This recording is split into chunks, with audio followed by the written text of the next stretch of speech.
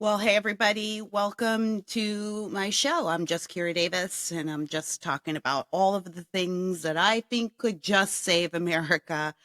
I am live streaming right now, I think to X and I think to somewhere else. I don't know. I hit buttons and then it goes out. I'm a one woman show, and as a lot of you know, I've retired my Just Listen to Yourself podcast. I'm going to be talking a little bit more in the future about how this podcast is going to shape up. And I have some older episodes that I already recorded for that show that will migrate over to this show. Yes, I'm looking at you, Mike Barron. I haven't forgotten about our episode. It's going to go here. Um, and right now, while I get up and running, it's just sporadic. But today is Charlie's birthday, and I thought I didn't want to let today pass. I really haven't let these markers pass since Charlie's death. I think it's really important to get on the record, not necessarily for my profile right now, but for the historical record in the future. I want to be a part of that. So I'm more aware than ever of making sure that I have a voice out there saying things when I think of them. So today, Just Kira Davis is dedicated to Charlie Kirk. It's October 14th. And today is also George Floyd's birthday, which I did not believe at first. My friend Bridget Pedicy posted, if you have a question about us living in the Matrix, just know that October 14th is Charlie's birthday as well as George Floyd's birthday. And it kind of blew my mind, but actually it's why I wanted to sit down and talk to you today. Oh, by the way, shout out to the Telluride Horror Show. Telluride Horror Festival just wrapped up in Telluride, Colorado. My family did not go this year, but we try to go every year. We have friends that live there. We love independent film, and I and my daughter and I love horror film especially. And if you have a question as to why we love horror, I'll talk about it towards the end if I remember. Right now, I want to focus on why I wanted to sit down and talk about Charlie today. I really did want to talk about this idea of George Floyd's birthday being today also. And this is something that's been on my mind. I've been thinking about it since November, but particularly been thinking about it since we lost Charlie.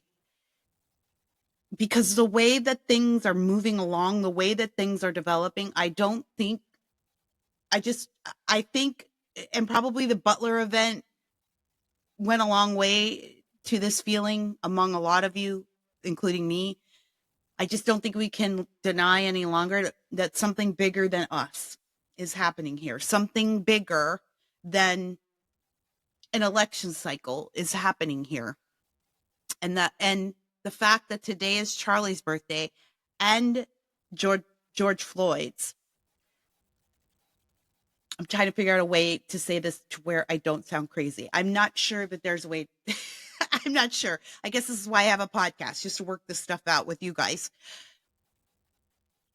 I think that this is us being shown two sides of this coin, two sides of this equation. I say this all the time, that the enemy cannot create, it can only imitate.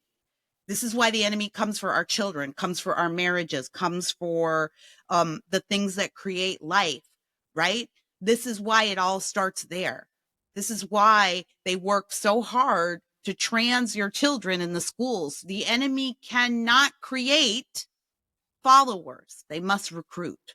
We create. That's why they hate us. We are the unique beings in the universe as human beings, that we can create life that is in the image of our creator. That is a huge privilege. I don't think until we see what's on the other side, we're really going to understand the power and the privilege of that aspect of our humanity. So it's the enemy's goal to imitate, recruit.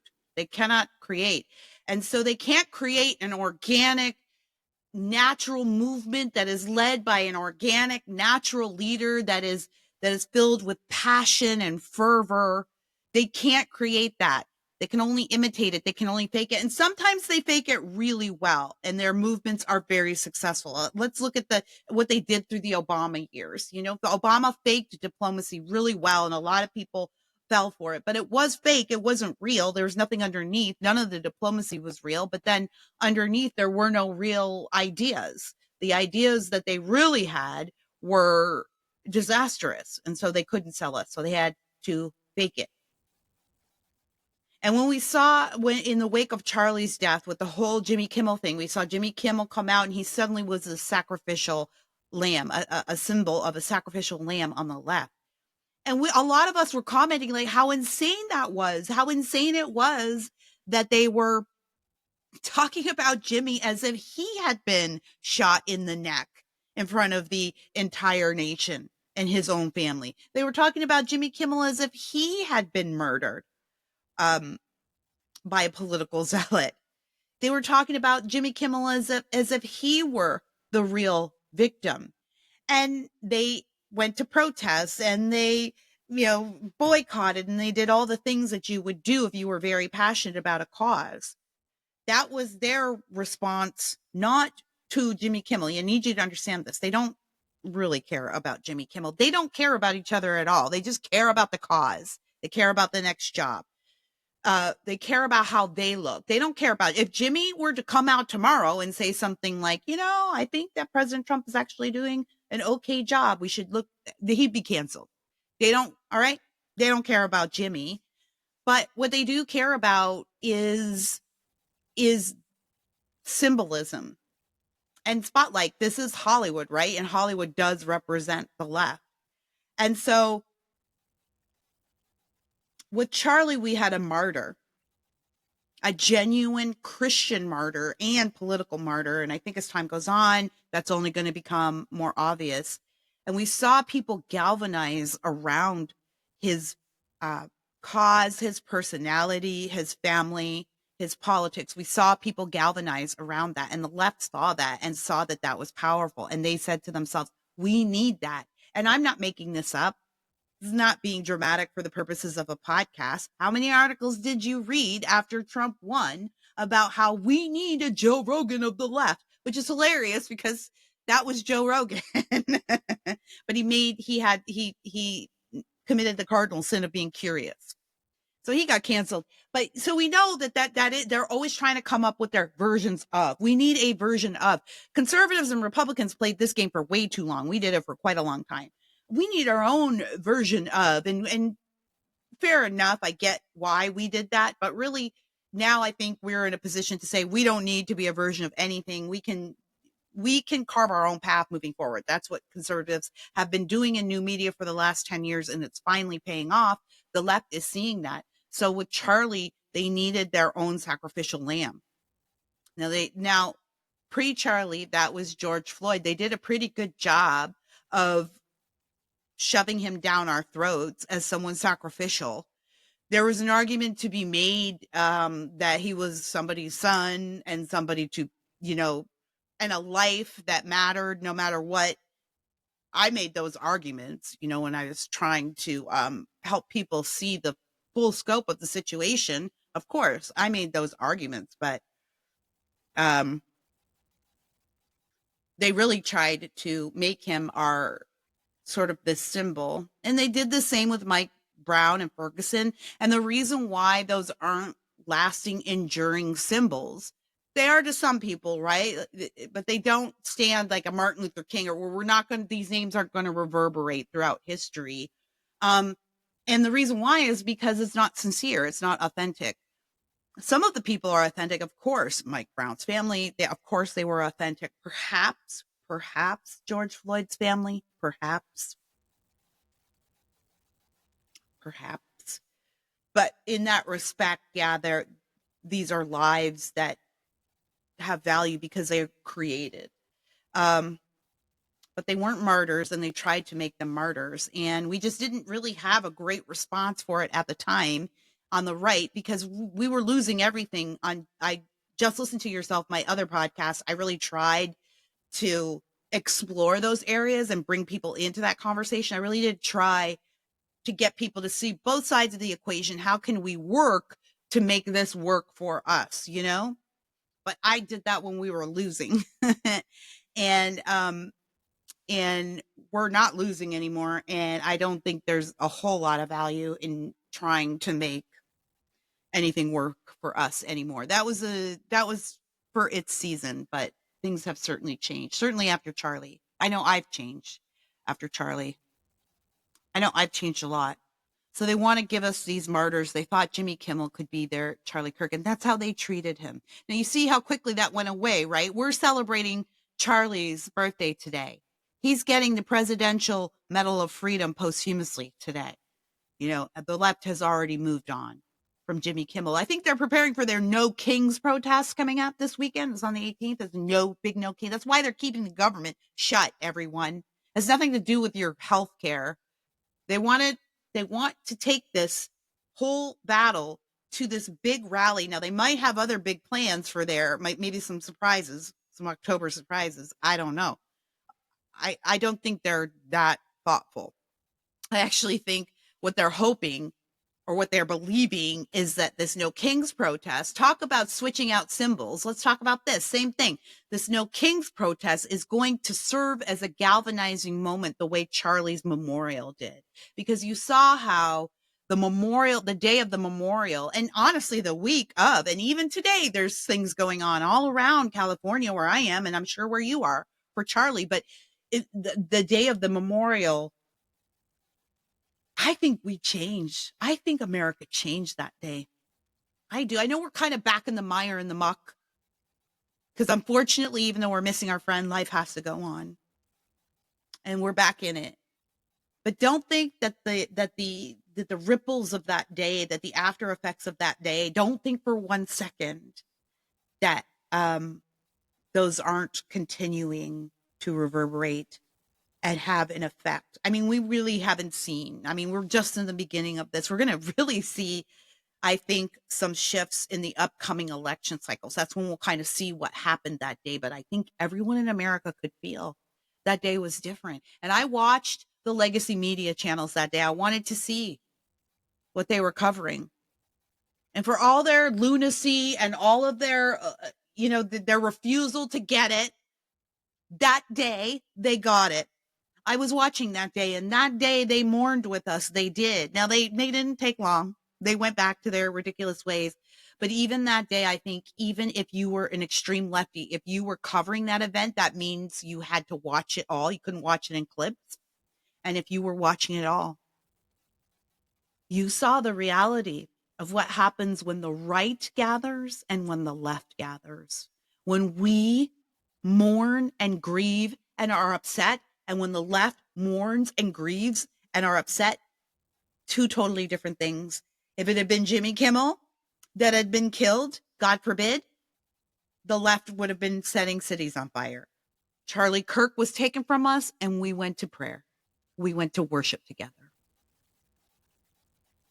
We went to sing praise and encourage others to worship God with us.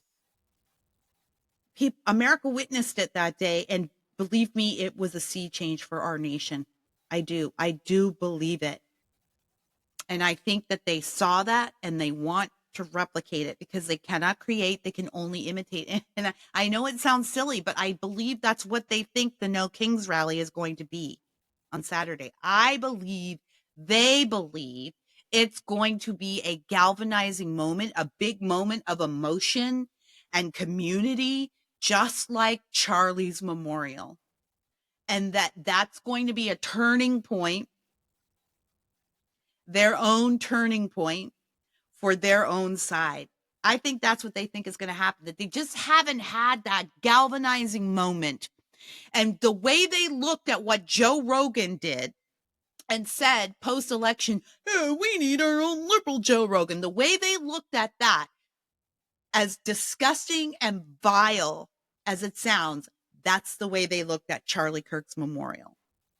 They said to themselves, we need that. We need to replicate that. We need to replicate that sense of community and passion and emotion.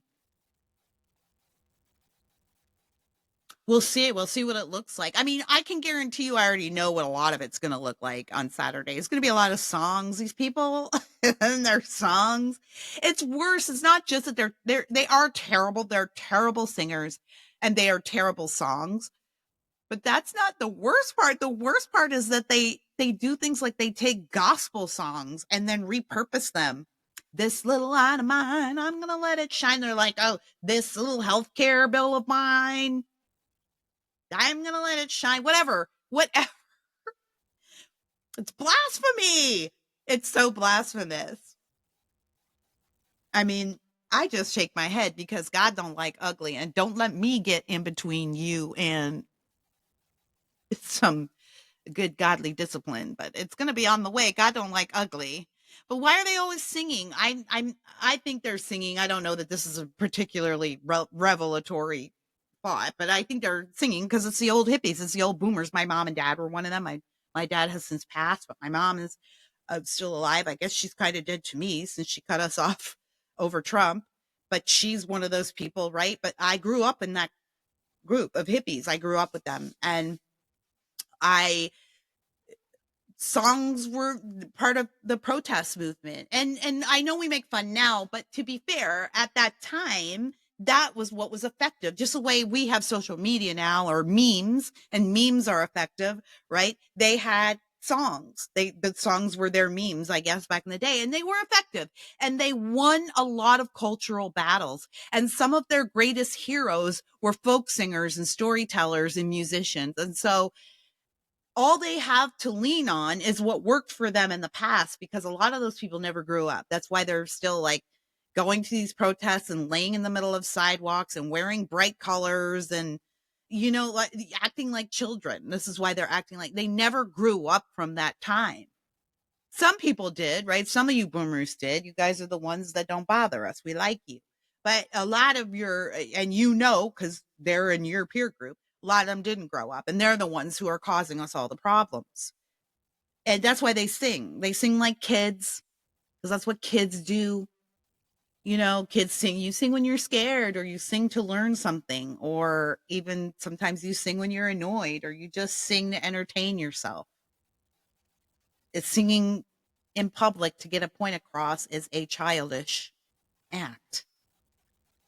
And these are childish people. So we'll definitely see singing for sure at the protest. I'm sure we'll hear all kinds of horrifying stories that I don't think Americans are in the mood for anymore. I just see no way this protest works out to be the thing they want it to be the thing they hope it to be. I think what Americans see is that they're not going to work.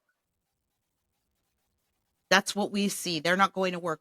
You have the true believers, and that's the problem here. That's the problem for the Dems.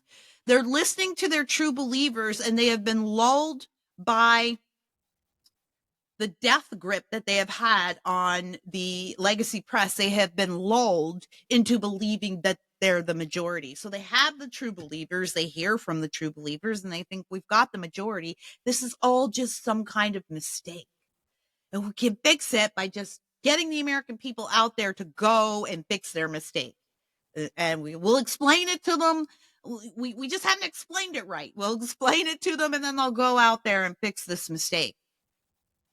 I just think that they truly believe that. They truly believe they're the majority because they have allowed themselves to be fooled into believing that. And it's why they're so angry and so dangerous and so violent. It's not just that they're losing. I think I need everyone to understand this, and this is why Charlie died, and this is why they want us to pretend that Jimmy Kimmel is some kind of equal victim to Charlie, and this is why they're having their No Kings rally, and this is why they fly to foreign countries to meet with foreign criminals so that they can bring them back to our shores to terrorize our citizens. This is why they do it. It's not just because they have lost this year or they're losing this year. It's because they're losing everything. Do you understand what's happening here? Take it full circle to the beginning of this show, where I said Charlie's memorial was a sea change for this nation. Millions of people broadcast, streamed through their own phones, through national broadcasters, worship of Christ, declarations of the gospel and the kingdom by powerful men and women and regular normal men and women, millions of us at the same time. I've been a Christian too long to think that that is not meaningful and that is not something that can change an entire country. I've known God for too long. I just don't believe it. I can't see what he sees. I don't know how this will look or how it will come out. But I just, if you were watching, if you were there, if you were sentient that day, you had to have known that something changed, and this is what they cannot abide by. They know not only have they lost their grip on the typical institutions, education, or media, they've lost their grip on the American mind, heart, and soul. They've lost everything. They don't have the courts. They don't have Congress. They have very few governorships.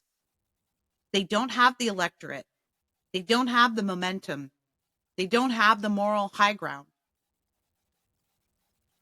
Maybe pretty soon here, they won't even have California. They have nothing. And they have banked everything on subjugating us. And I saw today, do I have a clip of it? I don't think if I clipped this up to show you. No. Okay. I saw today, I think Pritzker, JB Pritzker, talking about how when Democrats get back into power, they need to pass legislation to prosecute ICE agents. And they need to start prosecuting these federal agents who are executing their sworn duty and the politicians who enabled them. I know you want to laugh. And the newscaster, I think I saw it on Fox, and whoever read it laughed about it. I think it was Varney, actually. He kind of chuckled at it. Chuckle worthy, I get that, but don't be too flippant about it. I think if we've learned anything by now, we should take Democrats seriously when they talk dangerously. They can't win. They can't ever win again. We can't let them win. I mean, I know I say ever win again, but eventually some point they'll have to win. Hopefully by that time, they'll have reformed themselves into some semblance of normal Americans. But there's no way, we can't let them win next year. We can't go back to business as usual and we do this flippity flop where we get the president and then the Congress flips. No, we can't go back to business as usual. We can't go back to doing things the old way. Now is time for boldness. Now is time for risk taking. Now is time to put down the enemy. Truly. We can't let them win, because if they win, they're going to finish the job that they started. Only now they're super pissed. Now they're really mad because they see that we get them. We see them now. They're not just mad, they're scared. That makes them dangerous. They will never let us win again. They can't win. They cannot win. So everything that Trump's doing, I know it makes you nervous. I know you say, okay, I don't understand what Trump's doing maybe in the Middle East, or I don't understand what he's doing with the deportations. I see MTG peeling off on that. I have thoughts. Guys, there's a lot of money floating around the podcast universe. None of it so far has made its way to the shores of this show. I'd be interested to take offers, though, if you have any. But you know what I mean? There's money flying around and money does things to people. If you are wondering why some people just suddenly flip on stuff, you should always follow the money. It's more seductive than you think it is, even for people that you think are successful. Anyways, all that being said, we're seeing people like MTG get a little nervous, and we're not. I get it. People have questions, the tariffs, all that. Trump is employing a holistic approach to this. He understands he has 4 years to get stuff done, 2 guaranteed with a Congress, and hopefully we can give him another 2. He's got to go balls to the wall. It's scorched earth, because he's not just righting the wrongs of the last administration. He's shifting an entire culture so that we never have to go back to where we were. This is why it's important to hold people like Letitia James accountable. Did you see that clip the other day? I think it's CNN, and they were saying, well, look, they're pinging her for mortgage fraud, but everyone commits mortgage fraud. This is the problem. This is a problem where we've just sort of accepted that there's some certain base level of corruption in the halls of our government, and we all have to accept it. We just all have to live this way. It's like Seth Rogen telling someone who dared to complain on Twitter one day about his car being broken into in Los Angeles for the 5th time. And the actor, Seth Rogen, saying, oh, well, everybody who lives in LA knows you don't keep anything on your front seat. Don't keep anything in your car that can be stolen. Victimizing the victim. Again, this is idea. Well, this is just normal. This is how it is. This is how we live. We don't have to live like this. And this is the other reason why they're fighting so hard, because everything Trump does proves to Americans that you can do something and we don't have to live this way. If you want to broker peace in the Middle East, you can be bold about it and do it. You just don't do it the way that it's been done for 75 years. Get some fresh ideas. If you want to make Washington, D.C. safe, you can make it safe. If you want to make Memphis a place where people can walk down the street at night and feel safe, you can do it. Like, he's proving that if you want to close the border, you can close it. Turns out it ain't nothing but a word. You know what I mean? That's why the left can't stand Trump. That's why they hate him. He's right when he says, it's not me they hate, it's you they hate. Him they hate for being effective. Us they hate for noticing.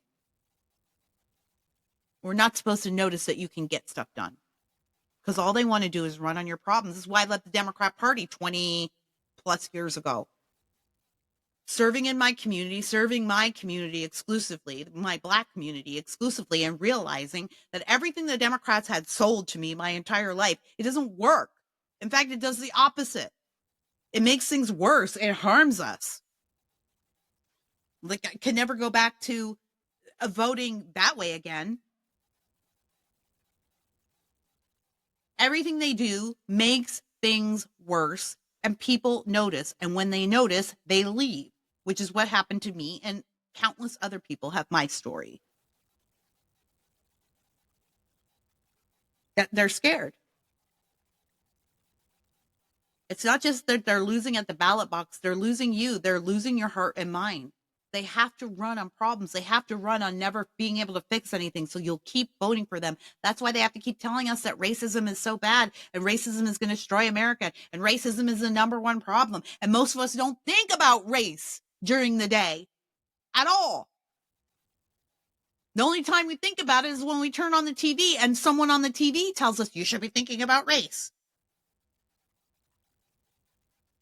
They want to keep us sick. They want to keep us upset. They want to keep us poor. They want to keep us angry. They want to keep us enslaved. Or they want to keep us, or they want us to be dead. Really. I think that's the realization that I came to after November, and then specifically after Charlie. And I saw how many people who called themselves my friends and even my family on social media celebrating it. I realized they would celebrate my death, and maybe not me totally.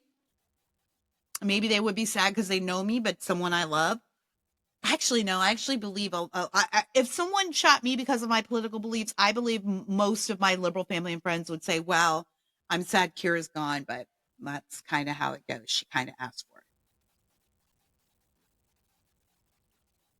You can't work with that. My Just Listen to Yourself podcast is a persuasion podcast. It's a critical thinking podcast.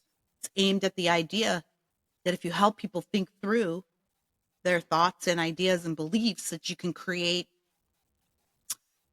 a more comfortable atmosphere to share discussion and share ideas. And you know what? Didn't do anything. These people are murderous.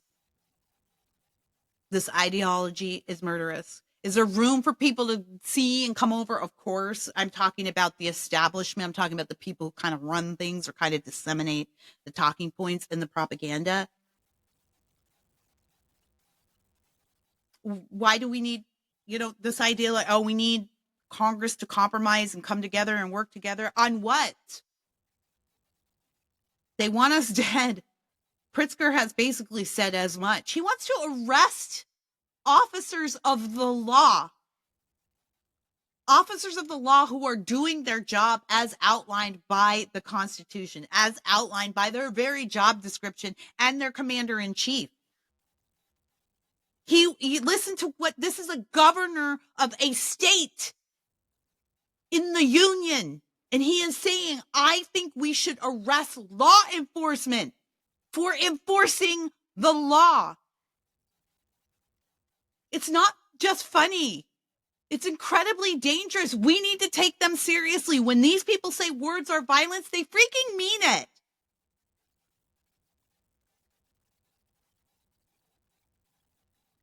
Today is Charlie's birthday, and I want to remember him well. And I think there are a lot of people in his direct peer group, in his direct circle, his wife and his good friends and the people who knew him best.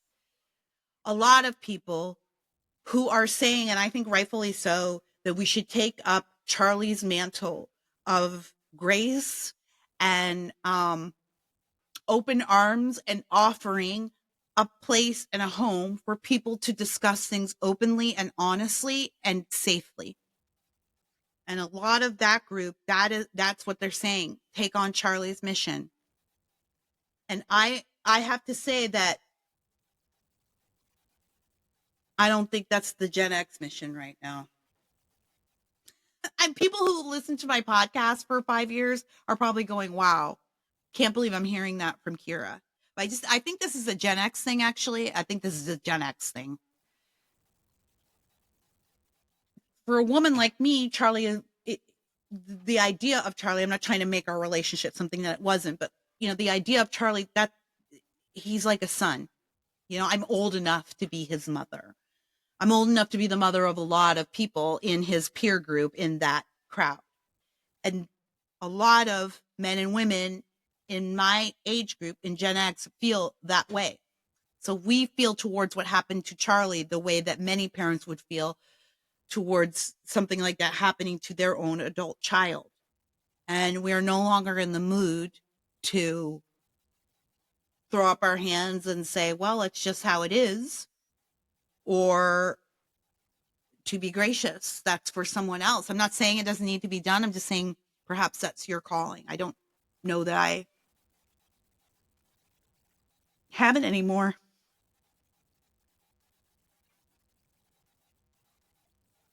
Charlie's gone and everything is crazy, and these people are crazy. They're like talking about killing us. They're talking about arresting law enforcement when they win. So we can't let them win. And that's just that. That's where I am. And so I think in order to be in that mindset, you have to be in a mindset of, I'm willing to crack some eggs. I'm not really so much in the mood to persuade anymore. So if that's your calling, great. And I hope that it is successful. I don't feel I'm there anymore. As we think about Charlie today and we remember him and we think about what his life meant to us on his birthday, I just think we're in a different season in America and everybody's got a job to do. Everybody's got a lane to get in, and you should figure out what lane that is and get in it. But I don't think I'm in the persuasive mood anymore. I think I kind of want to just put down whatever madness is going on the left and then move on and let Z and Alpha put the pieces back together. And good luck to us all, because Alpha's going to be the scary generation. I'm going to tell you what. You think Gen X is bad? Alpha's going to be worse. They're going to be worse. I don't think I'll care. I'll be old, and also I think Alpha's going to be kind of right wing. I think it'll be a right wing that we won't necessarily love in a lot of ways, because I do think we're heading for a massive overcorrection. I do, and that's how it goes. But it is what it is. That's just my opinion as well. I think I'm going to be fine because I'm on the right. And so I think whatever strange conservative things happen, I think I'll be fine with it. And then I'll die. So that's that. It's time to close this out. So let's close it out on a positive note, not talking about all the bad things, but I do want to I do want to close out the way I began, which is with this idea that the left is trying to imitate what I don't even want to say what the right has created. I want to say what God has created. They want to imitate it. And you're gonna see this. They're gonna keep trying to give us martyrs. They're gonna keep trying to do that for quite a while. Um, and I know this sounds morbid, but I honestly, I wouldn't even put it past them to set up some kind of violent event that would affect a left. Now, none of them are brave enough to put their own lives at risk. That I don't believe, but I wouldn't be surprised if some of them tried to set something up. We're going to see it. It's never going to last though, because it's not real. None of it's real. None of what they're doing is real. That's why Kamala failed so spectacularly, because even the people on her side could see how fake she is. Everyone can see how fake everything they do on the left is. Even their martyrs are fake. Even their praise and worship events are fake. They're fake. Charlie was real. And I also want to say this about all of this. I know Candace is out there doing stuff, and I've got words about that. But I don't want to muddy this. I know I know all of you are like, oh, Charlie was doing this, and was he backing up on Israel? And did Israel kill him? And just all this stuff. And I just want you to know, I just want to say that Charlie was a real person. And it's so bizarre to see someone that you knew in real life be martyred, and then suddenly everyone turn him into this cardboard cutout. It's so crazy. And I'm not saying that, I'm just realizing I'm like that too, right? I look at our political figures like a Martin Luther King, or someone who's passed on, even like a John Adams. I might have these like cardboard cutout ideas. They're not real people. They're avatars.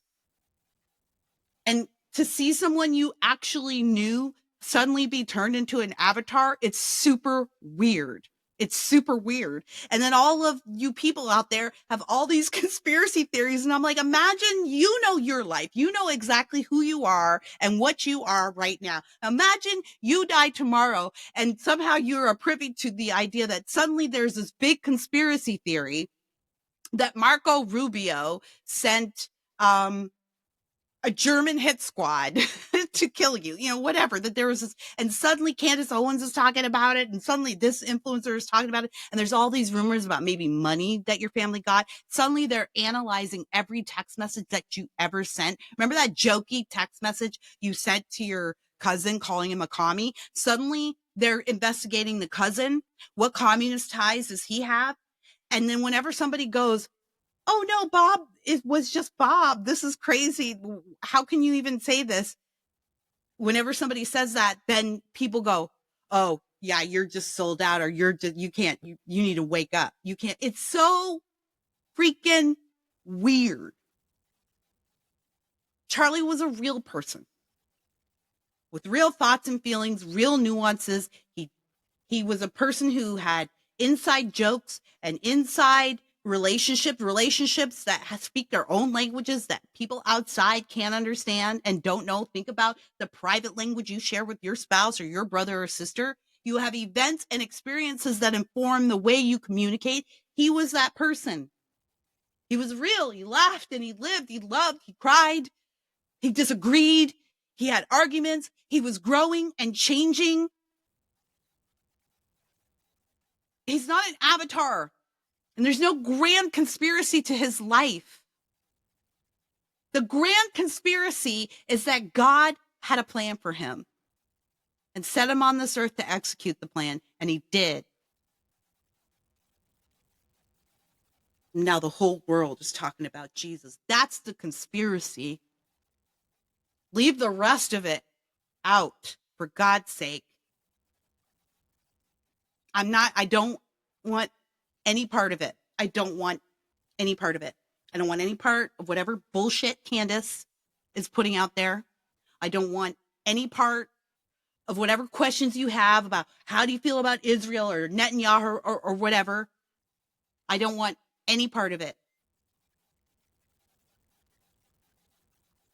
Charlie has more than enough on record for us to know what he thought and felt and who he was as a human being. Don't make him an avatar.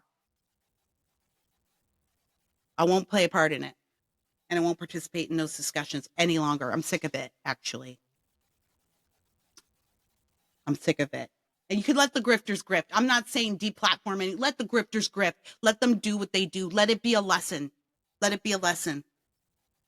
In this business, not everyone who says they're your friend are your friend. In fact, most people aren't. And be careful what you text people. I mean, and that's a, I'm looking in the mirror saying that, because I don't think that way, and I think most of us don't. But look what happens, and then suddenly people are making up crazy conspiracies about your very real, very, in a lot of ways, regular life. I mean, Charlie wasn't a regular guy, but he had a regular life in a lot of aspects: wife, kids, family. So it seems weird to be remembering Charlie today. It's really weird to think that he's not. That's it. There's no new Charlie stuff. There's no new things for me to fuss at him about. I did a lot of fussing at Charlie. People know who know me. No new things to fuss about. It's really weird. But today we honor Charlie, and I'm glad that in some small way I got to know a little bit about him and say that I knew him. And I wish I could, see him one more time, say sorry for all the fussing I did. I actually did. We did kind of laugh about that the last time I saw him. He did rib me about always giving him a hard time on Twitter, and we laughed about it. So I guess I kind of did, but um, I guess I'll say this, that I'm grateful that he was here. I'm grateful that we got to experience this, and I'm grateful for the legacy he leaves. And now it is up to us to build on that legacy. I think that is happening. Um, and I think the most important aspect of that legacy is revival. I think Charlie would agree. I think that is the one thing that is going to ensure our success and victory moving forward. All your other stuff, get out to vote, no on Prop 50, turn in your ballots, all that stuff. But also revival, coming back to basics, coming back to the kingdom, coming back to the understanding that we have been set here for a particular time, for a particular purpose. And if we serve the one who purposes the purpose in the first place, if we serve him, then we cannot lose. If God is for us, who can be against us? All right, follow me everywhere. Real Kira Davis on Twitter, Just Kira Davis on Instagram. That's JUST Kira Davis on Instagram, justkiradavis.com for all of your reading. And thanks for listening. I'm just Kira Davis, and I'm just talking about the things that I think can save America. Happy birthday, Charlie.